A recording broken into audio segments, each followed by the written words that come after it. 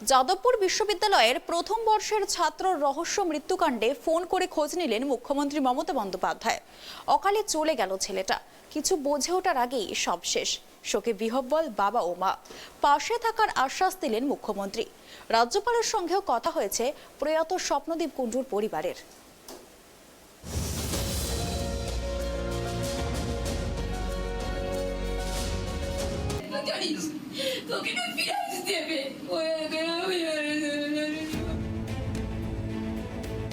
শুক্রবারই বাড়ি ফেরার কথা ছিল স্বপ্নদীপের।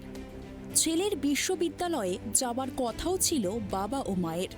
সেই যাওয়া আর হলো না, আর যে ফিরবে না ছেলে। যাদবপুর বিশ্ববিদ্যালয়ের প্রথম বর্ষের পড়ুয়া স্বপ্নদীপ কুণ্ডুর মৃত্যু কিভাবে হলো, উপর থেকে কিভাবে পড়ে গেলেন বাংলা বিভাগের প্রথম বর্ষের ছাত্র?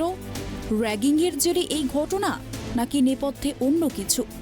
এখনো উত্তর মেলেনি কোনো প্রশ্নেরই।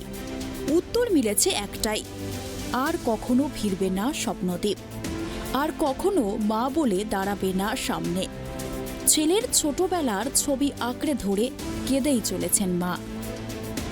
যাদবপুর বিশ্ববিদ্যালয়ের প্রথম বর্ষের ছাত্র রহস্য মৃত্যুকাণ্ডে ফোন করে খোঁজ নিলেন মুখ্যমন্ত্রী মমতা বন্দ্যোপাধ্যায়।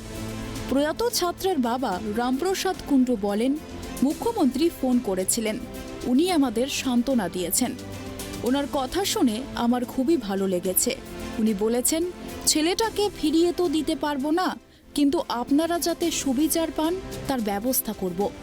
অপরাধীদের বিরুদ্ধে ব্যবস্থা নেওয়ার আশ্বাসও দিয়েছেন তিনি। উনি নিশ্চয়ই উপযুক্ত শাস্তি দেবেন। অন্য বাবা মায়ের কোল যেন খালি না হয়, তা নিশ্চয়ই ব্যবস্থাও করবেন। পাশাপাশি তিনি জানান, রাজ্যপালের সঙ্গেও কথা হয়েছে। এই ঘটনার তদন্ত করে শাস্তির ব্যবস্থা নেওয়ার আশ্বাস দিয়েছেন সিবি আনন্দ বোস। এই ঘটনায় খুব দুঃখিত। তার আমাদের কাছে দুঃখ প্রকাশ করেছেন, প্রচণ্ডভাবে আমাদের সান্ত্বনা দিয়েছেন, আর বলেছেন আমি এই ঘটনার উপযুক্ত ব্যবস্থা নেব। যারা এই ঘটনার সঙ্গে জড়িত সেই সব কালপিটদের আমি কিছুতেই ছাড়ব না। আমি এরকম একটা ছেলে পড়তে এসে, গ্রামের একটা ছেলে পড়তে এসে এইভাবে হারিয়ে গেল, এটা কিছুতেই মেনে নেওয়া যায় না। এর আমি উপযুক্ত ব্যবস্থা গ্রহণ করব। আর বলেছে যে আপনার ছোট ছেলের পড়াশোনার ব্যাপারে আমি সব দেখব। ফোন নাম্বার দিয়েছেন, বলেছে যখন যেটা প্রয়োজন আমাকে বলবেন, আমি সব দেখবো। আপনার কখন ফোন করেছিলেন? সিএম ফোন করেছিলেন এই মিনিট 20 আগে। আচ্ছা, বলছি দাদা, কি মনে হচ্ছে আপনার? এটা একদম ডেঞ্জারাস পর্যায়ে র্যাগিং করে ওকে একদম মার্ডার করে দেওয়া হয়েছে। আপনার কি সিআইডি? হ্যাঁ, সিআইডি তদন্ত হোক, সিআইডি যথেষ্ট উপযুক্ত, তারা তদন্ত করুক, আসল সত্য বেরিয়ে আসুক। ও ফোন করে বলছিল তো, এর আগে মাকে ফোন করেছিল তো? হ্যাঁ, অবশ্যই ফোন করেছিল। অত্যাচার হচ্ছে। এবার ওর ফোনগুলো তোলেনি, ওর ফোনটা রেখে দিয়েছে। ওরা আবার ফোন করে ওকে দিয়ে কথা বলাচ্ছিল এবং বোঝা যাচ্ছিল তখন যে ওর পর পাশবিক অত্যাচার হচ্ছে। ও বুক ফাটা আর্তনাদও করেছে মাঝে মাঝে। হ্যাঁ, আপনার বডি কি এখানে নিয়ে আসবেন? হ্যাঁ, আসবে।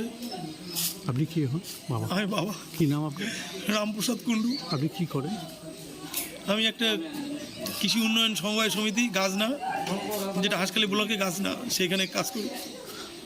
আপনার ছেলে দুটোই? 2 ছেলে। ছোট ছেলের নাম কি আপনার? ছোট ছেলের নাম রত্নজিৎ কুণ্ডু। 7-এ পড়ে? না, ও মাধ্যমিক পরীক্ষা দেবে 24 সালে। বগুড়া হাই স্কুল থেকে? বগুড়া হাই স্কুল থেকে। পরিবার সূত্রে খবর, গত 3 তারিখ যাদবপুরে স্বপ্নদীপকে বাংলা অনার্সে ভর্তি করেন বাবা। হোস্টেল না মেলায় রবিবার রেখে আসেন হোস্টেলের সিনিয়র দাদাদের কাছে। সেই রেখে আসাই শেষ। বুধবার রাত 9টা নাগাদ বাবা মার সঙ্গে শেষবার ফোনে কথা হয় তার। স্বপ্নদীপের অস্বাভাবিক মৃত্যুর ঘটনার প্রতিবাদে নদিয়ার হাসখালি থানার বগুলা এলাকায় এদিন বিক্ষোভ মিছিল করে স্থানীয় স্কুল ও শ্রীকৃষ্ণ কলেজের ছাত্রছাত্রীরা। দোষীদের শাস্তির দাবিতে পথ অবরোধ করেন ছাত্রছাত্রীরা। পরে পুলিশের আশ্বাসে অবরোধ ওঠে। Bureau report, tribe TV.